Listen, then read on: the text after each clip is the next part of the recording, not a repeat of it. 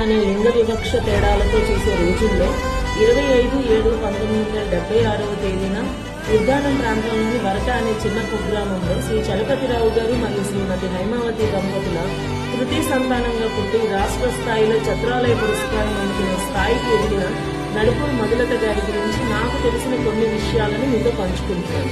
ఆవిడ ప్రయాణం వరక గ్రామంలో ప్రారంభమై కొన్ని పరిస్థితుల వల్ల కర్ణాటకలోని రాయచూరులో విద్యాభ్యాసం పూర్తి చేసుకున్నారు. చిన్నతనం నుండి చదువు పట్ల ఆసక్తిగా ఉండి వైద్యురాలు అవ్వాలనే కోరికతో తన విద్యను కొనసాగించారు. ఆనాటి సమాజంలోని ఆడపిల్ల పరిస్థితి కారణంగా ఆమె కోరిక నెరవేరలేదు.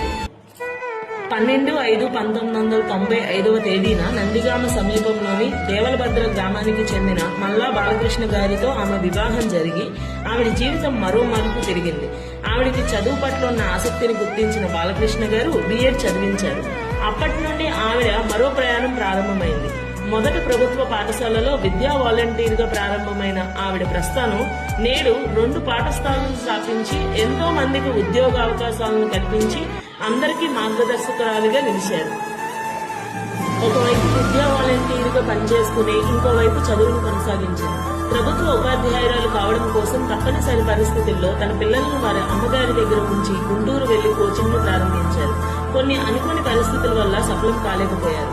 తన పిల్లల ప్రోత్సాహంతో ఉపాధ్యాయురాలిగా తనను తాను నిరూపించుకోవడం కోసం 2011లో టెక్కలి రవీంద్ర భారతిలో హిందీ ఉపాధ్యాయురాలిగా బాధ్యతలను స్వీకరించి పిల్లల పట్ల ఆవిడకుండే సంరక్షణ, వారు చూపే ప్రేమ, పిల్లలను సరైన మార్గంలో నడిపించడానికి ఆవిడ చేసిన అవిరళ కృషికి మెచ్చి నిర్వాహకులు ప్రధానోపాధ్యాయులు చేసిన కొంతకాలంలోనే ప్రధానోపాధ్యాయురాలుగా పగ్గాలు పట్టారు.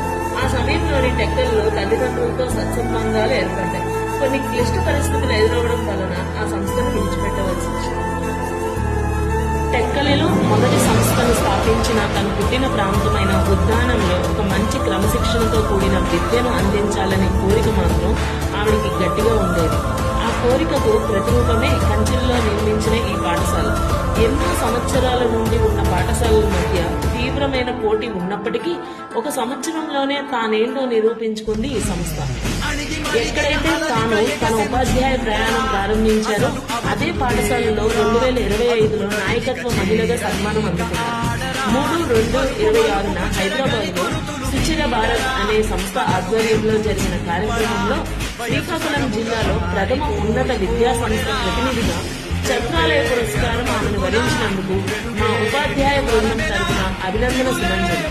ఇలాంటి ఎన్నో పురస్కారాలు ఆమెను వరించాలి, మరెన్నో ఇలాంటి సంస్థలను స్థాపించి మాలాంటి మరెందరికో ఈ కుటుంబంలో భాగస్వాములను చేయాలని మనస్ఫూర్తిగా ఆశిస్తున్నాము. మా ఓలిస్ టీం కంచి.